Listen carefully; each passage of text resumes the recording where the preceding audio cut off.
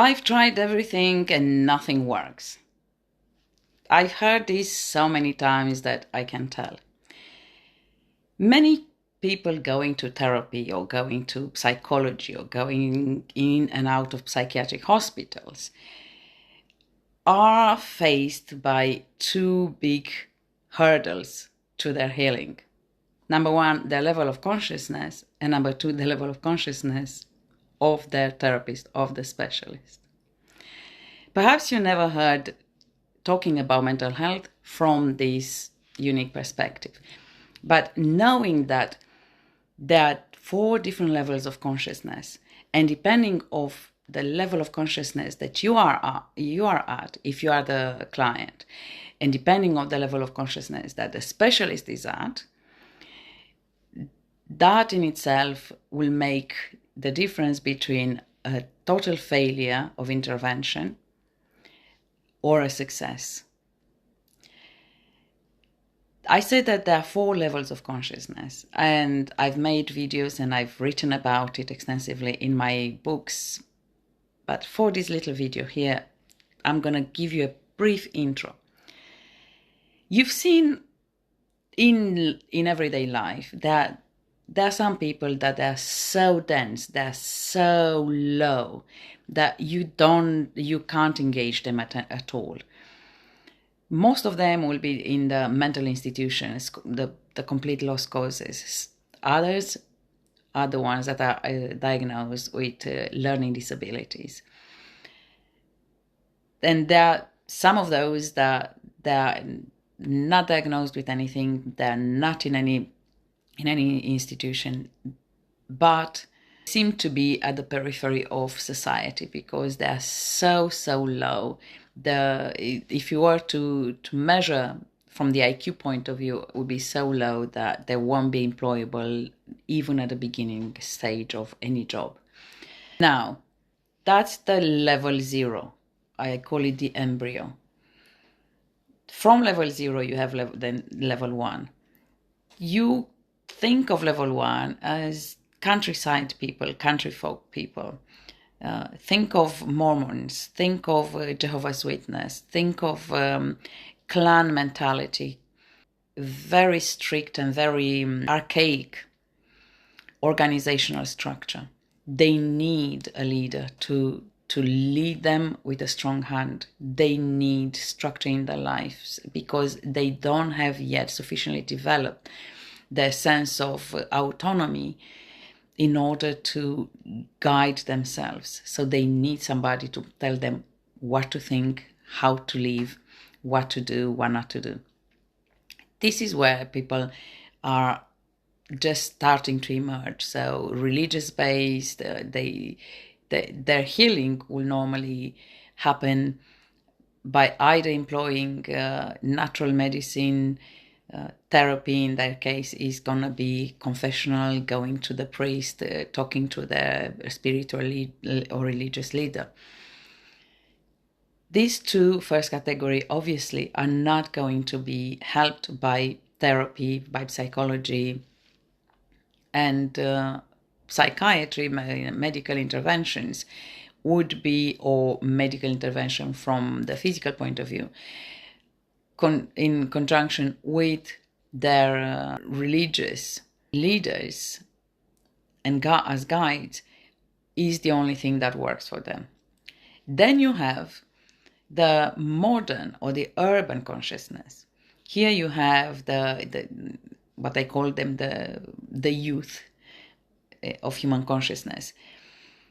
You are at this level one step ahead of the rural community, of the rural mentality. You've made it to the town, you made it to the city. All you want is freedom, independence, money, and power. Yeah, that's the youth of human consciousness. At this level, because you run away from the rural mentality, from strict religious impositions. You think that you've emancipated, so you want to run a mile from that kind of dogmatic way of being. So you embrace fully science. You go against everything that has to do with religion, with God, with spirituality. You call it woo-woo. You want to play the modern, the cool guy. So, and everything is external. Output, performance, how you look, what car you drive, what professional title you have, how much money you make, in what area you live, what house. So everything is matter-based, material, success, and fame, and that's it. You have no qualms of spirituality. So if you are in this category, the best therapist and the best therapy that would work for you would be CBT, would be a therapist that has many credentials, because you are easily impressed by titles, and you will need that because otherwise you think it's not going to work. And you will not get better. You will have the impression of getting better, and then you'll keep chasing. You don't mind if it takes 2 years, 5 years, because you are not there to actually heal. To heal will be simple. We'll cut the BS and go to the root cause, but you are not ready for that. And as a result, as long as the therapist, as long as the specialist has a lot of credentials, it's approved and has many titles, you are fine with it. Now, there is then, and you might be yourself a therapist, you might be and we'll go to the level 3 therapist, and you have a level 2 client, and you think, what can I do with this person? Because it's not really willing to move past their drama and trauma. They keep beating it, like they're still in the finger pointing mode. You work with them, you seem to you give them exercise. They love to have those to-do lists, because this is how their brain works. They engage more on the left side of the brain, the right, they haven't yet developed the empathic right side of the brain. So you wonder, why can't you get them? And it's nothing to do with you. If you are the higher, level 3 higher level 3 therapist, has nothing to do with you. They simply are not there to heal. They're not interested in results. So don't beat yourself about it. They're there to give themselves the impression that they've done something, and also to have something to talk about, because it's work, it's important. Yeah. Remember that everything it's outside, it's others oriented. So I have my therapist on speed dial. My therapist told me this, taking your lingo and boring everyone at the table with it, and with their discoveries from your sessions. But they're not interested in solving their problems. They're interested in looking like they're doing something about, especially in couples. I've seen so many couples, they come to couple therapy, and they say, well, we want to solve the problem. And they go to couple counseling or couple therapy, marriage counseling and couples therapy. And it's a shit show, because in fact none of them are there interested to really resolve it. It's a finger pointing match. And the therapist, which is at their level, because to accept to work on that level, on that framework, you have to be at the level 2 to not have any idea what the hell is going on there, and to play their game, and to allow them to play that game. But anyway, so that's why so many couples divorce even after marriage counseling and therapy. Number one, they haven't found the right therapist. The therapist is at their same level, and or they're a very stuck level 2 of consciousness. They are not willing to move past that, and they are not willing to challenge their ignorance and their unknowns. Yeah. Then we have level 3. Level 3 here, this is where it gets spicier. Level 3 is the playground of the development of the right side of the brain, of the creativity, of the impact, of the of the people on a spectrum, of the ADHDs, of the Asperger's, of the starseeds, souls not from here, as I call you, and also the battleground for the UPDs, for the borderline personality disorders. This is the stage of the in-between, as I call you. The level 3 of consciousness is the in-between state. Now you left the village, you left the town, you move now out of this human structure, you start emerging and you start to see that it's more than the brain, it's more about life than what you've been told.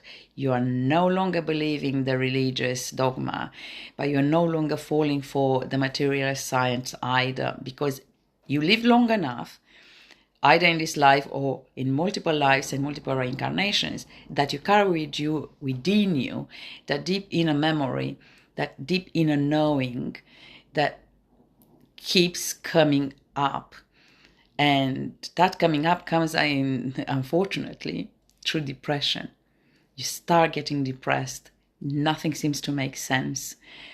It can either hit you as a teenager, when you start waking up, here where you have personality disorders, you have eating disorders, when you have that defiant personality, or which is for me is normal, because that's, you start rebelling against the system because you start realizing that the system is toxic and is broken.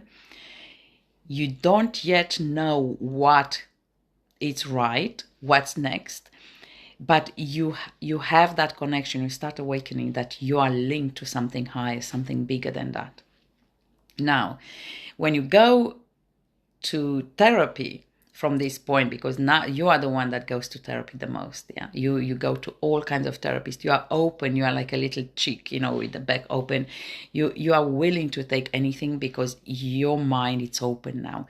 You want to work on you, but unfortunately, if you go to therapists, the therapists that are approved therapists to be, like CBT is not going to work for you, psychology is not going to work for you. Everything that is in a mainstream, everything that comes from the system, counseling, and everything that has a strict framework will completely fail you, because that framework is the one causing you problems. Because you are the in-between stage, you are living. It's about you are about to leave behind the material, and you're about to awaken and remember about the spiritual in you, but you haven't quite made that step. You haven't passed that threshold, so you are in this yo-yo state. And that's why you have the personality disorders, especially the borderline personality disorder, like one day in peace, one day in war, one day in heaven, one day in hell, is because you are oscillating in between these two states. Don't look for classic therapy, for classic psychology, psychiatry to help you, because they will definitely fail you. On the other hand, if you are saying, it's like if you are a therapist and you are a healer, you had your own lived experiences which brought you to this field. You've been in other fields, perhaps, just like me. I have two law degrees. Like I have I'm educated in international law at postgraduate level, and yet it was lived experience that brought me into the field of therapy and spirituality after near-death experience. So if you are level 3 and an end of spectrum of level 3 therapist, and you wonder why your clients are not healing, you have to be able to get, if you want, transcended, that's the word. You haven't transcended fully level 2. You are still part in like a little level 2, a little higher up in a spiritual. You haven't yet fully matured. You have to work on yourself to let the spiritual you guide, but also you have to develop as equally strongly the left brain and analytic and the intellectual, because they're in this yo-yo, they need stability and they need structure, and they need to for whatever is going on to make sense, and it needs to make sense for both hemispheres, because this is what they are struggling with. Then the fight between the left brain and right brain, in between the demon and the angel, between the mundane and the spiritual. So you need to have both equally developed, because if you are a good healer and you're just going about crystals and God knows what angels, you're going to fail them, because you are not addressing, you are not anchoring, and you are not lifting, and you are not feeding the information that the left side of the brain, like the left hemisphere, needs. Yeah, that it's articulate, that is analytical. Yeah. On the other hand, so like, well, if you are in level 3, you won't be able to be just left brain. But generally people in level 3, therapists or even clients, but I'm talking therapists here,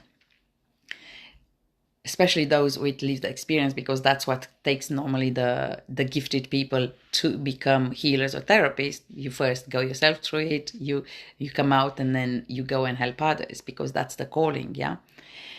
But the mistakes that most of them do, as I saw, and this is where, because they themselves are at the in-between stage, you yourself are still struggling with your in-between stage, because you haven't yet matured, you haven't left behind. It's like you haven't drawn a line to have so fully developed intellectually, to have done all your studies, to have done all your research, to have done everything in a book by the system, to have the ability to catch yourself both in your intellectual fallacies, and also to catch yourself, so that the left brain to be so strongly developed and intellectually mature enough to catch you when the right side, the right hemisphere, empath, the spiritual, more flimsy side of you, start becoming too dreamy and goes into phantasmagoria instead of